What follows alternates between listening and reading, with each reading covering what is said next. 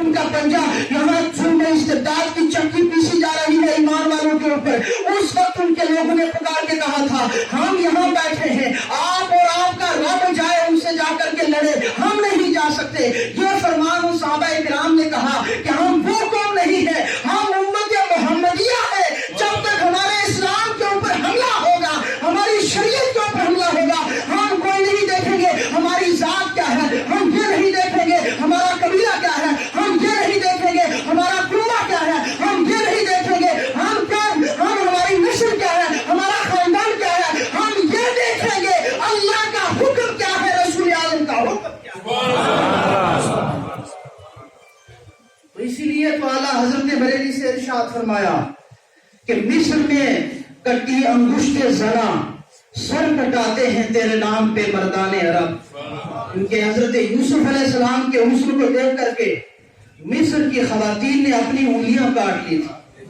انگلی کاٹنی بڑی آسان ہے, لیکن یہ ایک واقعہ جو ہے یہ خود بخود ہو گیا. ان کو اتنی تاب نہیں رہی. جب حضرت یوسف علیہ السلام کے حسن کو ان خواتین نے دیکھا, ان کو پتہ ہی نہیں چلا اور ان کے چاقو سے ان کا ہاتھ کٹ گیا. تو اعلیٰ حضرت نے یوں ہی فرمایا ہے کہ مصر میں کٹی انگشت زنا اور سر کٹاتے ہیں تیرے نام پہ مردان عرب. یہ عرب کا قبیلہ وہ ہے جو بڑی بڑی جنگوں کو یعنی سرکار جب اسلام نہیں لے کے آئے تھے اس زمانے سے یہ لوگ بڑی بڑی جنگیں کرنے کے عادی تھے. یہ ان کے قبیلوں کے اندر کئی کئی دراریں موجود تھی. یہ قبیلہ ایک دوسرے سے کئی کئی معاملات کے اوپر کئی کئی زمانوں کے تک لڑتا رہتا تھا. لیکن آج وہ زمانہ ہے کہ یہ سارے نبی پاک کے جھنڈے کے سائے کے نیچے ہیں. نہ یہاں قبیلے کی جنگ ہے, نہ یہاں اپنے خاندان کی جنگ ہے. آج اگر کسی بات کی جنگ ہے وہ ہے کفر کی اور اسلام کی جنگ. لیکن نبی پاک صلی اللہ علیہ وسلم نے ان تمام صحابہ کرام کو اکٹھا کیا. جب ان صحابہ کرام نے یہ مشورہ دیا کہ آپ صرف ہمیں حکم دے, ہم نے اپنی جان اپنی ہتھیلی پر رکھ کے آپ کی بارگاہ میں پیش کی ہے, ہم ہر وقت کفر سے لڑنے کے لیے تیار ہیں. جبکہ سرکار دو جہاں صلی اللہ تعالی علیہ وسلم نے ان کا یہ سارا معاملہ سنا تو سرکار نے ارشاد فرمایا اے صحابہ کرام, اس بات کا نقشہ اللہ نے قرآن میں کھینچا ہے. ذرا سبحان اللہ بولے آپ. سبحان اللہ. کہ قرآن فرماتا ہے وَلَقَدْ نَصَرَكُمُ اللَّهُ بِبَدْرٍ وَأَنْتُمْ أَذِلَّةٌ, کہ اس وقت ہم نے تمہاری مدد کی جب آپ بے سر و سامان تھے. اب بے سر و سامان کا کیا مطلب ہے؟ نہ ان کے پاس اتنی زیادہ تلواریں ہیں, نہ ان کے پاس اتنے زیادہ گھوڑے ہیں, نہ ان کے پاس اتنے زیادہ اونٹ ہیں, نہ ان کے پاس چند حرب و ضرب کے ہتھیار ہیں. ان کے پاس اور کوئی چیز نہیں ہے. 2 گھوڑے ہیں, 8 تلواریں ہیں, 6 ضلع ہیں, 70 کے تعلق سے بتایا تاریخ میں کہ اونٹ ہیں. یہ تھوڑا سا ان کے پاس ساز و سامان ہے, لیکن 313 افراد کی یہ قوت نبی پاک صلی اللہ علیہ وسلم لے کر کے مدینہ المنورہ سے بدر کی طرف روانہ ہو رہے ہیں. عرش کا رب بھی دیکھ رہا ہے, آسمان کے ملائکہ بھی دیکھ رہے ہیں, زمین کی ہر جان ہر زیرو یہ چیز ملاحظہ کر رہی ہے. الہی کفار کی فوج جو 950 کے قریب ہے, 1000 کے قریب ہے, لیکن نبی پاک کے جو سپاہی ہیں, آپ کے جو صحابہ ہیں, آپ کے فرمان پہ جو جان نثار کرنے والے جو فرزندان اسلام ہیں, ان کی تعداد تو بڑی کم ہے. لیکن اللہ نے اپنے نبی سے وعدہ فرمایا تھا اے محبوب آپ اپنی فوج کو لے کر کے نکل پڑے, جب آپ کی فوج میدان میں ہوگی میں ملائکہ سے آپ کی مدد کروں.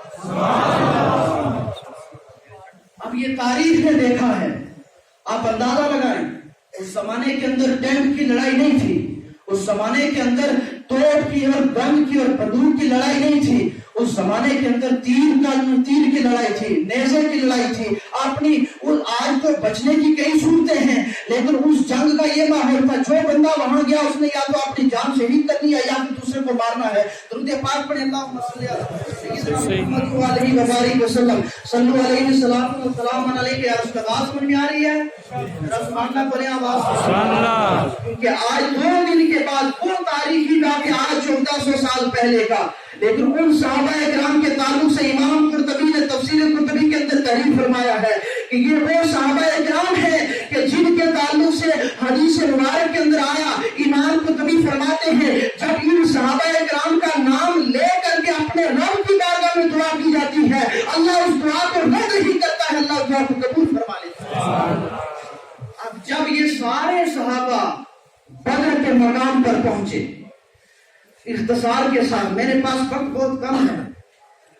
جب یہ بدر کے مقام پر پہنچے تو ادھر سے اللہ رب العزت کی بارگاہ میں، یہ رات کا سمے ہے کیونکہ مسلمانوں کی فوج یہ پہلے پہنچی ہے، کفار کی فوج سیلاب کی طرح یہ دوسرے دن کے بعد آئی ہے، لیکن اللہ نے جو ایمان کے اندر قوت رکھی ہے وہ کسی دوسرے کو اللہ نے نصیب نہیں کیا ہے.